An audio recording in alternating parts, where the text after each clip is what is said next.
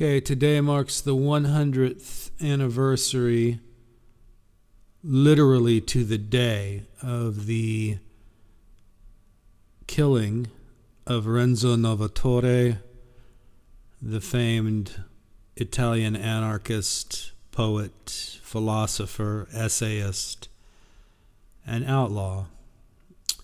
This is a little thing I wrote about 12 days ago. It says here, this is called Renzo, the life and death of a revolutionary outlaw. And here's the audio version. Note, the translations quoted here are from the book Novatore, the collected writings of Renzo Novatore. Translations by Wolfie Landstreicher, licensed under Creative Commons. This November will be the 100th anniversary, November 30th, to the day of the assassination of famed individualist anarchist Renzo Novatore, who authored reams of poetry and verse, but whose most incendiary and accomplished piece is a multi-part essay called Toward the Creative Nothing. I used to have an audiobook of it up. Born on a farm in Arcola, Italy in 1890, he sprang from the humblest circumstances. Yet his mind, the mind and will of a ravenous creature, hungry to assimilate and learn the knowledge that might free him from a life he did not want, was already burning like Promethean fire. An autodidact, he studied Stirner and Nietzsche, Malatesta and Kropotkin, poetry and Baudelaire, and he dreamed of revolt and escape, refusing traditional schooling and dispensing with the church and its sanctimonious and hypocritical authority at a young age. Already inside of himself, the egoism of individual self was growing, creating a force within that would not only pour forth from his pen, but would dictate his actions in his short, brutal life, up until the final shots rang out. His initial run-in with the hated law seems to come as early as 1910, with the suspected arson of a church, which could never be proved against him. Later burglary and theft would see him hiding from the authorities up until the time he was drafted into service. Italy, gearing up in 1915 for the Great War, expected every young body to carry a rifle in service. This was not for Renzo, who had been schooled that the individual will of man was a supreme and unyielding force, and that it could not be contained or subsumed by the dictates of a capitalist class that demanded fresh cannon fodder for its wars of aggression. Instead, it was man's innate right to cultivate that spirit that yearned for liberation from within. No sacrifices for church or state, no bargaining with the free individualist spirit of liberty that would move man, in a Nietzschean sense, to the pedestal of mastery of nature. Deserting the Italian military, he was condemned to death in absentia on October 30th, 1918. No matter. By this point, he had decided to live completely outside the law, on his terms. He became insurrectionary, propagandizing against military service and the powers of the state. He was an accomplished poet and thinker, an autodidact of a ferocious intellectual nature, a true flaming spark of spiritual rebellion. He famously held off a truck full of Mussolini's black shirts with homemade hand grenades. As dapper as he dressed, he spent much time hiding in the forests, returning home only to say one last goodbye to a son who preceded him in death. In all things, Renzo was extreme. However, only for the cause of himself. He saw the doom enclosing around him, or felt it instinctively, but decided that, as Nietzsche had dictated, he would go down to his fate loving it, celebrating the destruction as well as the inevitable rebirth. Amor fati, love your fate.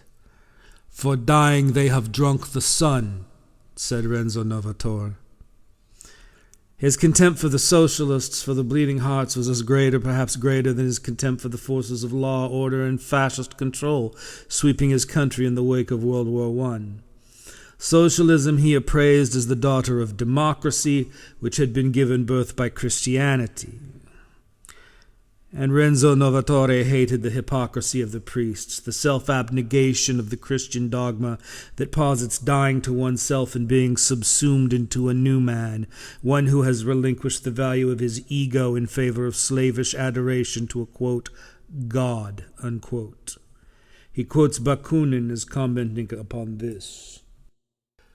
Bakunin said, quote, "If he, God, existed, it were necessary to kill him. For man would then be nothing more than a slave," unquote. Now, that's not Bakunin's exact words, but the general idea is the same.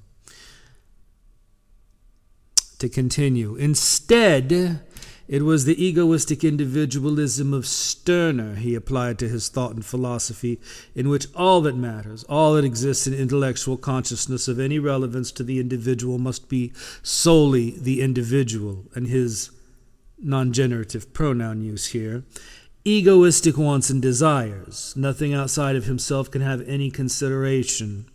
We may consider this the mark of Nietzsche's philosophy of the overman, or we may consider it the mentality of a psychopath. But social distinctions and labels are fraught things, and some flames, igniting the soul like wildfire, will burn bright and hot no matter how they are doused by the tepid milk of societal disavowal. Novatore joined the Santo Pilastro gang, engaging in criminal acts and robbery and a failed attack on an armory. All the while, he was writing essays, poetry, and philosophy, touting the individual ego as supreme in all things. He was a compatriot of the young, slain writer and individualist anarchist Bruno Filippi, who died while trying to bomb a meeting of leading war industrialists. His friend, the third of the trio of brilliant Italian anarchists, Enzo Martucci, outlived them both, dying in the early 70s. Martucci describes a man that burned like fire, one that famously held off a truckload of Mussolini's black shirts with homemade hand grenades, as previously noted. Most of this time was spent hiding in the forests, a wanted fugitive. He is described as small but athletic, with a, quote, large forehead and blazing, indignant eyes. That anyone could see. The outrage that burned within him was exemplified in his writing for individualist and anarchist journals such as Il Libertario, L'Iconoclasto, Nichilismo. Here he exalted the self, exalted in his superiority as a man, quote, beyond good and evil, unquote, someone who would hold hands with the anarcho-communist cause, but only to a point. "I am with you in your aim to destroy society," he said, "but as soon as you do and begin to rebuild a new one, I will go beyond you." He saw himself as a total and supremely worthy cause, his liberation of the spirit being that of the radical vagabond, the expropriator, as he so named him, who could take and burn like a wildfire anything that stood in the path toward his self-realization, his self-aggrandizement, the fulfillment of his indomitable will, leaving in his path, quote, the burning trunks of old things, unquote.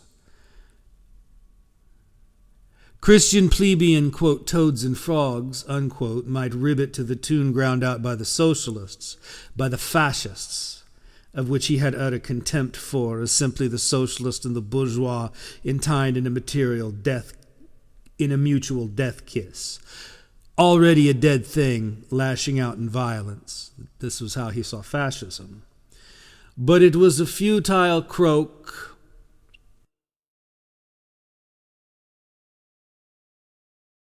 Note, it would be another decade before fascism, in its totality, and exemplified by the Nazi alliance with Mussolini's Italy and Imperial Japan, would rise to create the bloodiest and most horrific war in human history. Renzo exemplified the exaltation of selfhood and the utter redemptive freedom of the pagan spirit. His hero, no weeping saviors for him, but the Antichrist, whom he must have been taught to fear and loathe as a young boy. That was instead his model of a Nietzschean God, one willing and able to stand forth, to lead humanity downward to the resurgent atavism of the pagan past, a time when war, battle, killing, and lust were the sacraments with which men prayed to fiery, unpredictable fates, exemplified by the rising sun. For dying they have drunk the sun. But the noon, which was the time of exultant power, the halfway point between illumination and darkness, thrilled him more than any sunset or sunrise. The death at the inn.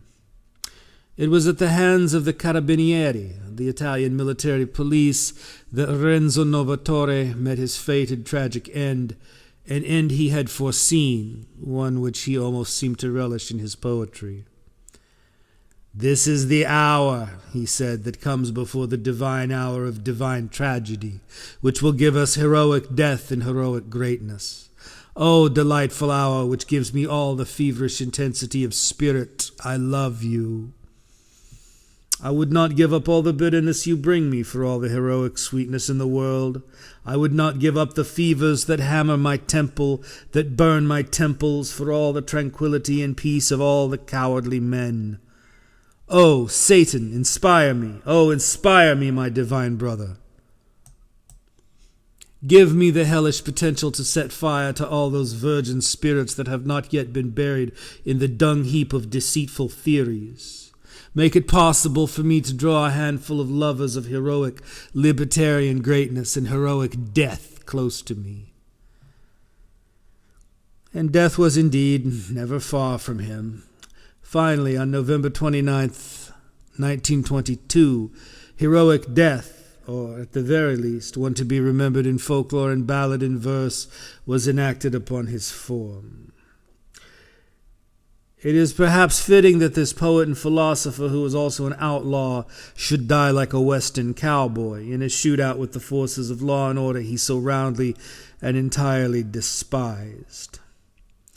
The Carabinieri, the Italian military police, lay a trap for him, as well as for his comrade Santo Pilastro, leader of the gang, dressed as hunters. Renzo Novatore was shot dead, but Pilastro managed to escape. It was at an inn or tavern in Bolzaneto, Genova, that Novatore met his fate. Also killed in the gun battle was Marciallo Lempini, a member of the Carabinieri, and a policeman was injured. So stopped up the ever-flowing stream of Novatore's iconoclastic thoughts, his egoistic rebellion against all the so-called norms of a society to which he felt no allegiance, whose icy clutches strangled what he thought of as the true, undefiled, supreme self that lurked beneath his bosom. Or perhaps I haven't understood him at all. To reiterate, he returned once to his wife briefly to see a dying son, one last time. "I am a strange, many-sided man," he quipped in one piece. Indeed, that he was. There is a great deal of similarity between Novatore and the pseudonymous author of the infamous blacklisted book Might is Right, the author calling himself Ragnar Redbeard, believed to have been socialist Arthur Desmond. The egoism, uncompromising individualism, and cynical contempt for generally accepted social mores and conventions, the vision quest of the Übermensch, the will to power, as well as the thunderous prose, are very similar. Both seem to exalt the idea of war and conflict as the threshing floor of humankind. Both spit at conventional morality as the stuff of pernicious, superstitious nonsense. "Cursed are the believers in good and evil, for they are frightened by shadows," says Ragnar Redbeard. Novatore puts it thusly: "Good and evil, as they are valorized by the vulgar herd and interpreted by the people and the rulers of the people, are empty, if still frightening, phantoms against which we turn with full and mature consciousness, all our sacrilegious irreverence made up of Stirnerian logic, along with the roaring, superior, serene laughter of the wise man Zarathustra.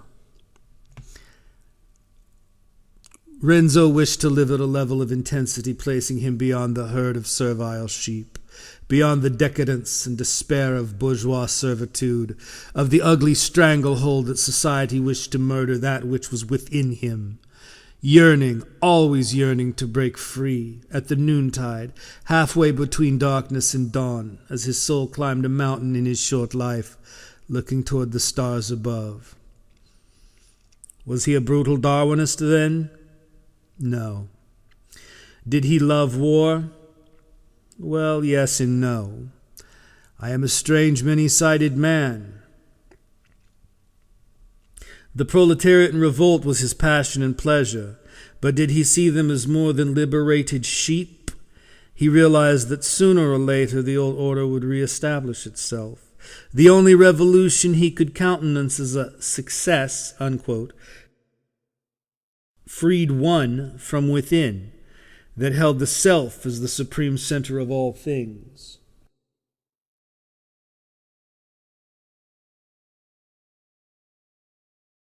Communalized wealth notwithstanding, that was his idea, to communalize the wealth.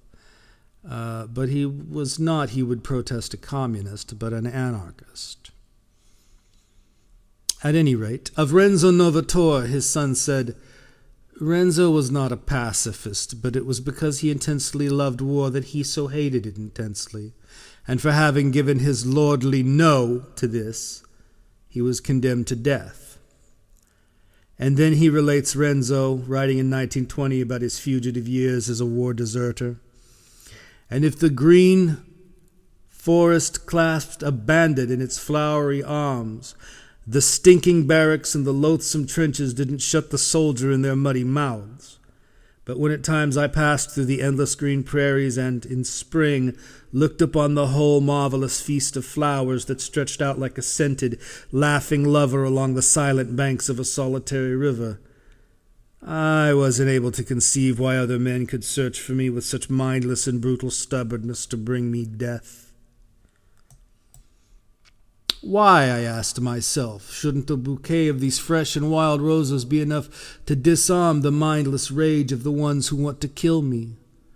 Why, before so much music, so much poetry, and so much beauty, shouldn't everyone born of woman fraternally embrace his like